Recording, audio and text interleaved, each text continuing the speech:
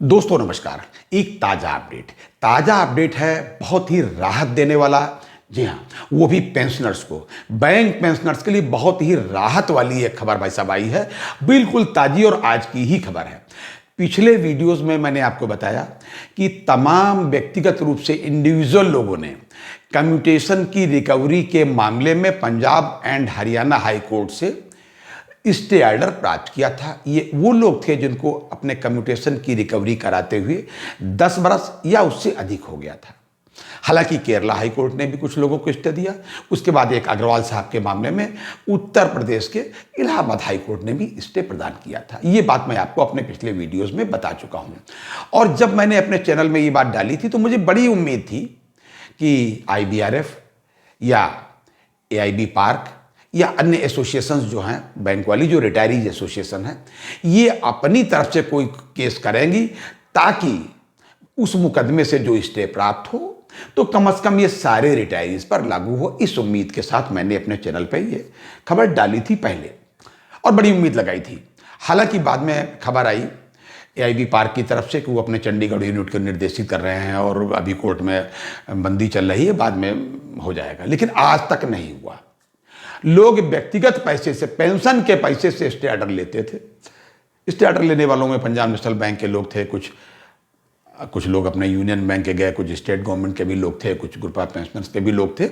इस तरीके से उन्होंने अपना स्टे ऑर्डर प्राप्त किया था। आज एक बहुत अच्छी खबर भाई साहब आई। जी हाँ, अच्छी खबर यह है कि परसों यानी 9 तारीख को एक केस फाइल हुआ Punjab and Haryana high court में, जिसमें तारीख आज यानी कि 11 तारीख लगी और आज ही कोर्ट ने एक स्टे ऑर्डर उसमें प्रदान कर दिया है कम्यूटेशन की फर्दर रिकवरी के मामले में। और यह केस एसोसिएशन ने फाइल किया। यह बात महत्वपूर्ण बात है, इसीलिए मैं आपको बताना चाहता हूं बस साहब जी।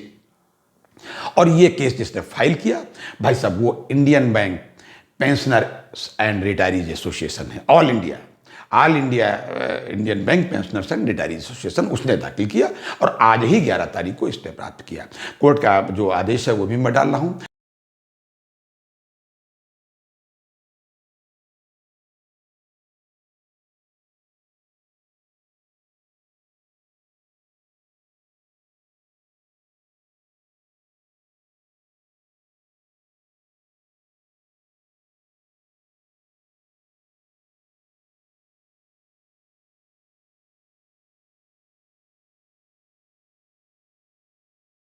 भी मैं डाल रहा हूँ। कोर्ट ने बिल्कुल वैसे आदेश किया कि जो फला में हमने किया वही आदेश इस पर लागू होगा।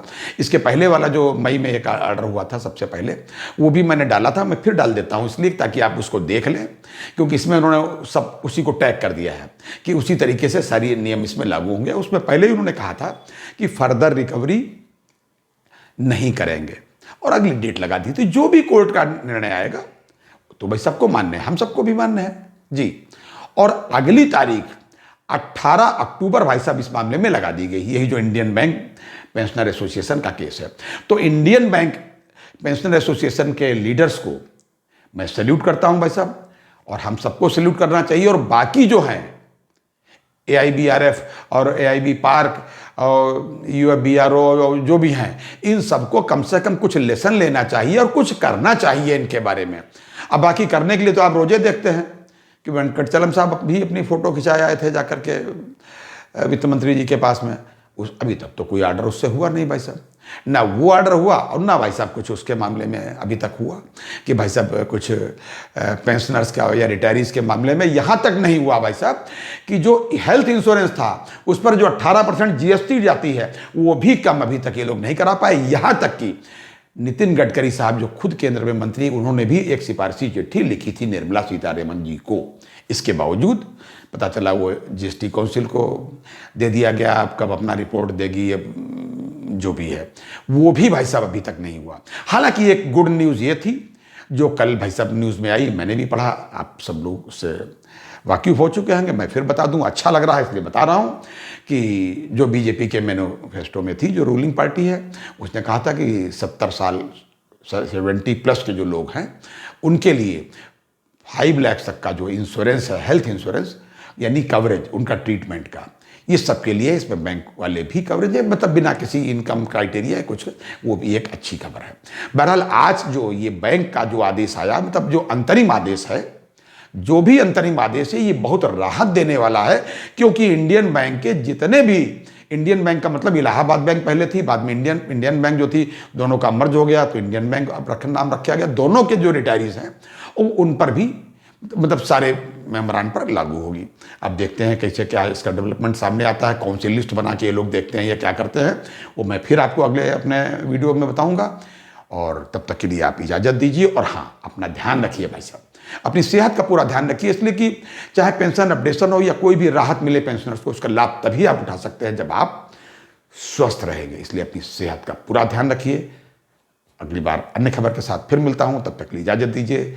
जय हिंद, जय भारत, नमस्कार।